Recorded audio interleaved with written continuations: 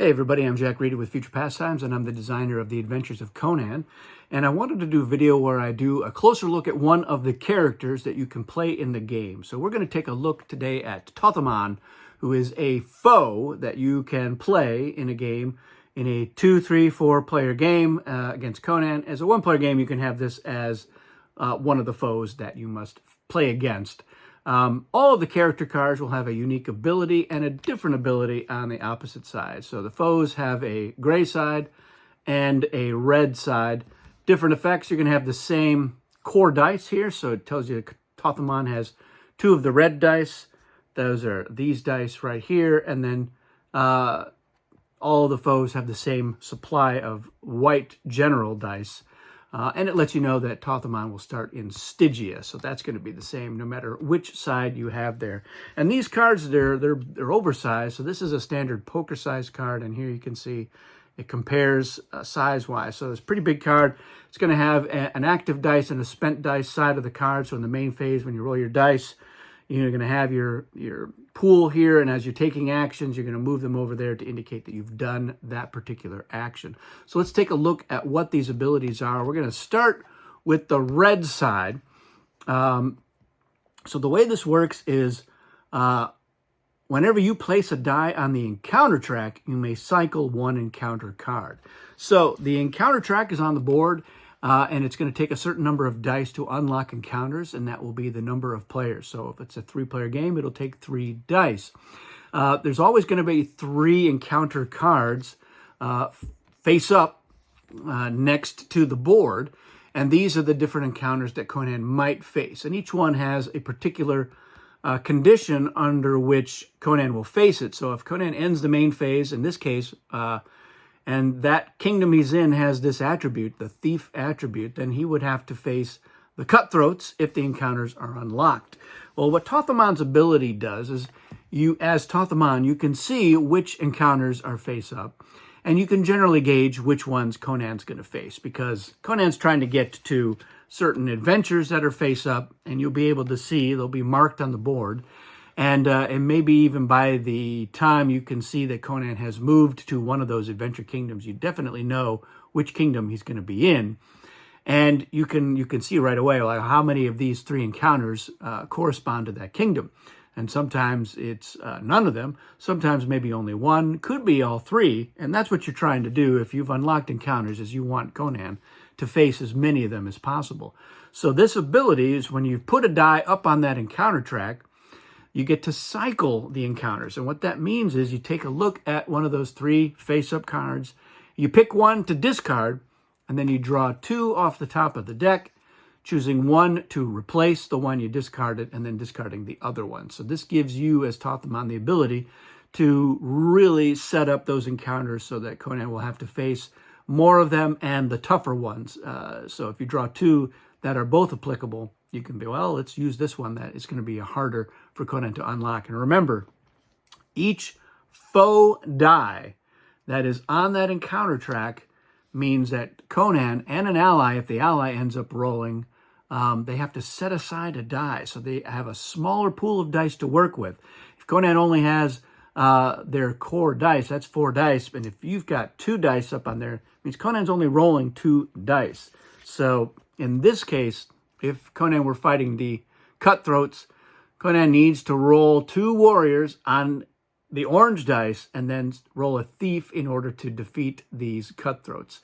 And what will happen is if Conan doesn't get all of them or even any of them, then the next player in turn order is going to try to complete the encounter. So if Conan rolls a warrior, that will be applied, making it easier for the next player to get the remaining results.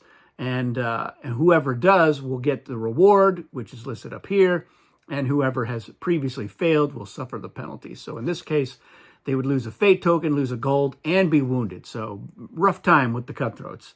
So that is the ability. It's nice because cycling is something that you can do as an action. It's a sorcery action. There's 2 different sorcery actions that you can do. One has to do with getting challenge tokens and putting 1 on the board, but the other is cycling encounters. And so it's nice that Thoth-Amon can do 2 things at once. So each die that goes up there, so if you've got this red side face up, That's going to be one of your big focuses in the main phase, is putting dice results on that encounter track and then cycling the encounter so that the hardest ones will show up for Conan. All right, let's take a look at the gray side. So this ability is in the main phase. As your action, you may place an active die on an encounter or adventure. It will then count as an additional required result that any player must roll. So let's talk about how that works. Let's go back to the cutthroats. So as your action, you might say, all right, I've rolled this scry symbol, and I'm going to place that on this encounter because I believe, or at some point, I know Conan's going to be facing this encounter. So that means that not only does Conan need to get 2 warriors with the orange dice and then a thief, but also a scry. So it's one additional required result. Now, if Conan fails, then the next player in turn order will have to roll all of the remaining required results. And it says that any player must roll. So if it gets to Thoth-Amon, Thoth-Amon will have to roll this as well. So keep that in mind.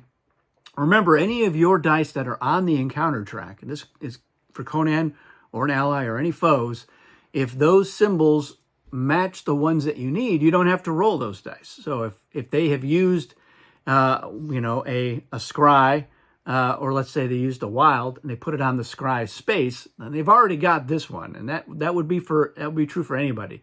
But it does make these encounters much harder for anybody to complete. And so it's the sort of thing where if you are in a 3-player game, you can look at the turn order. You're going to know who's going to roll after Conan. If you've made this really hard, then maybe you want to do that when like the ally is going to roll after Conan, and so that both of them are contributing results. Because remember, the ally will also be handicapped by fewer dice. So that's a great time to strike, is you get them to get some of the work done for you, and then you come in and finish it up. But you can also use this ability on adventures. So adventures are going to have results on them as well. So we've got here, this is the Road of Kings adventure. It's in Nemedia, and it's got the following results, or required results. So there's going to be 2 warriors, 2 thieves, and then either a warrior or a scry. So you get the option there. And remember, this is the phase where the first player rolls, and the Conan player chooses dice that were successful to put and apply to this. And they can choose some, all, or none. And then the next player will roll, and they keep going until everybody has had a chance. Well, Thoth-Amon's ability is they can say, all right, well, I've rolled this warrior. I'm going to put it on here. So now this one would require 6 results to get on there. And the reason that you're doing that is hopefully because, Conan is going to have to rely on your dice as well. So even though the foe here, Thoth-Amon, is putting, basically using one of their dice to make this adventure harder, they're hoping that their other dice are going to be able to be applied to completing that adventure, and then they're going to score points. So this is a 2-point per die. So if 6 dice are on there, that's 12 points that are up for grabs.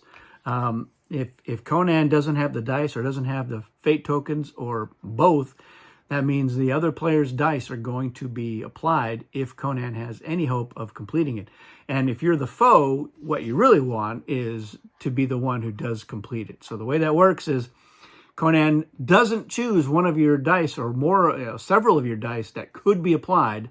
And after Conan makes their roll, they don't get the results that they need. So you do is you check in player order, were there dice that could have been selected but weren't, because they do get applied at that point. So that is a great way for the foe to score the points and get the card.